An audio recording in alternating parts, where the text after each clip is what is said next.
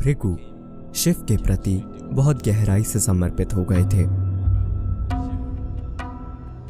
और वे बहुत स्त्रैण बन गए थे। तो पार्वती को इससे थोड़ा गुस्सा आया, तो उन्होंने पार्वती से थोड़ा दूर हटने को कहा। शिव अपनी पत्नी और अपने भक्त के बीच चल रहे इस झगड़े से हैरान थे।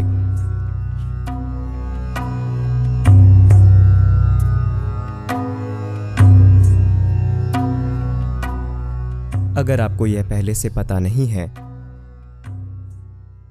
कि योग परंपरा में शिव को भगवान की तरह नहीं बल्कि आदि योगी के रूप में देखा जाता है, इसका मतलब है कि वो पहले योगी हैं और आदि योगी यानी पहले गुरु भी हैं।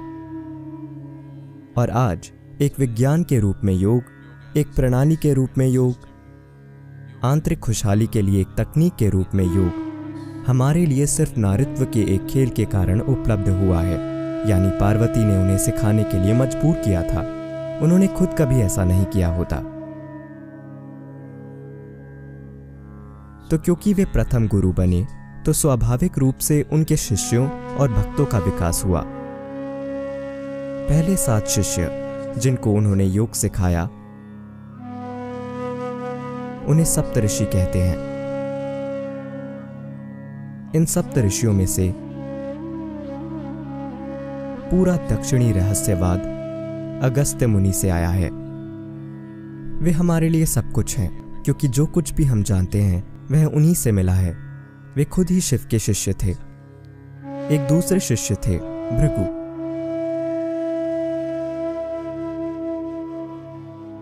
भृगु शिव के प्रति बहुत गहराई से समर्पित हो गए थे और वे बहुत स्त्रैण बन गए, क्योंकि भक्ति की प्रकृति स्त्रैण है। वे शिव के बहुत बड़े भक्त बन गए।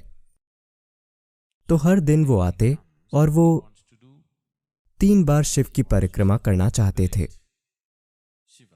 यानी वो 3 बार प्रदक्षिणा करना चाहते थे। इसके बिना वो अपना दिन शुरू नहीं करते थे। और पार्वती वहीं पर थी।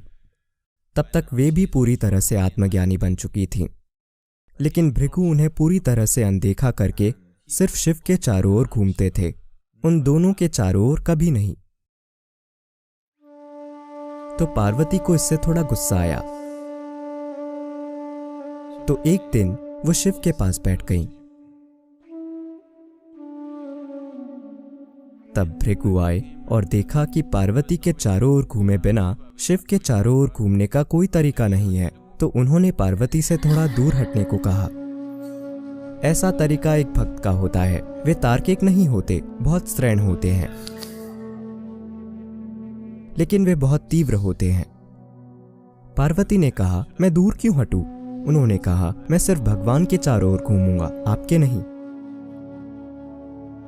भृगु ने देखा कि सिर्फ शिव के चारों ओर घूमने के लिए जगह काफी नहीं है, तो उन्होंने खुद को एक चूहे में बदल दिया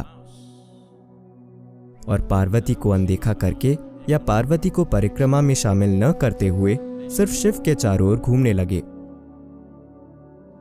So Shiva was just amused by this tiff that is going on between his wife and his devotee. Shiv अपनी पत्नी और अपने भक्त के बीच चल रहे इस झगड़े से हैरान थे। उन्होंने पूरी बात का जायजा लिया और उन्होंने बस यह देखने के लिए कि अब भृगु क्या करेंगे, पार्वती को झपटकर अपनी गोद में बैठा लिया। अब वह पार्वती की परिक्रमा किए बिना शिव की परिक्रमा कैसे करेंगे, क्योंकि वो उनकी गोद में बैठी हैं। तब भृगु ने खुद को एक पक्षी में बदल दिया और बस शिव के चारों ओर घूमने लगे।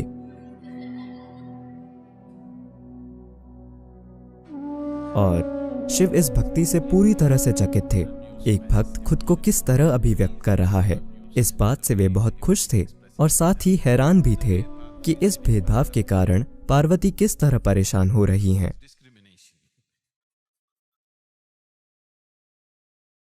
तो शिव ने कहा, ठीक है, चलो देखते हैं कि अब तुम क्या करोगे। तो उन्होंने पार्वती को खुद के एक हिस्से के रूप में शामिल कर लिया।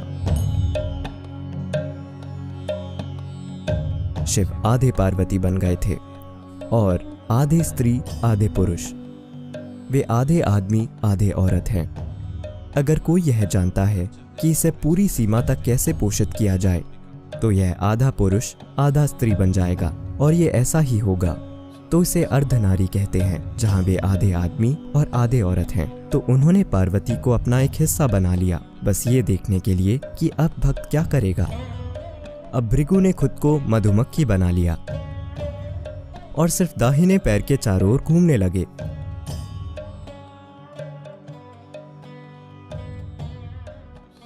तो शिव और पार्वती दोनों हंसे और उन्होंने कहा, ये आदमी नहीं है, इनमें स्त्री प्रकृति बहुत ज्यादा है। वो जिस चीज के प्रति समर्पित हैं वही उनके लिए सब कुछ है, बाकी कोई चीज उनके लिए मायने नहीं रखती। तो वे बाएं पैर के चारों ओर जाने से इनकार करते हुए बस दाहिने पैर के चारों ओर घूमने लगे, क्योंकि बायां पैर पार्वती है। फिर भृगु की भक्ति का यह बचकाना तरीका मनोरंजक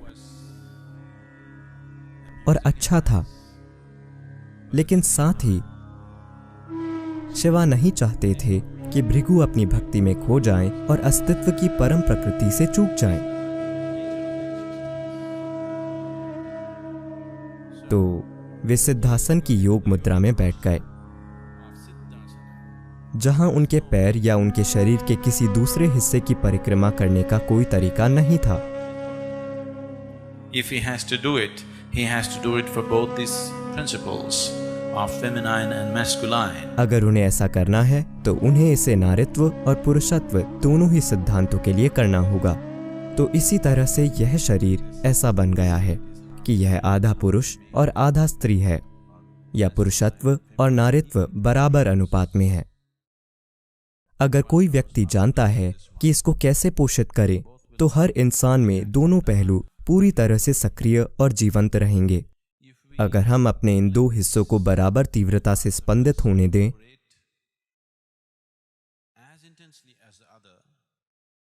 तो हम में से हर एक अपने आप में 100% पुरुष और 100% स्त्री हो सकता है। योग का पूरा विज्ञान इस पर आधारित है कि आपको अपने अंदर न तो पुरुषत्व से चूकना चाहिए और न ही नारित्व से, क्योंकि इनमें से एक अकेला अधूरा जीवन होगा। अब जब हम योग कहते हैं तो हम एक ऐसी आयाम की बात कर रहे हैं जो सर्वसमावेशी है। यह एक कसरत या सेहत बनाने की प्रक्रिया नहीं है।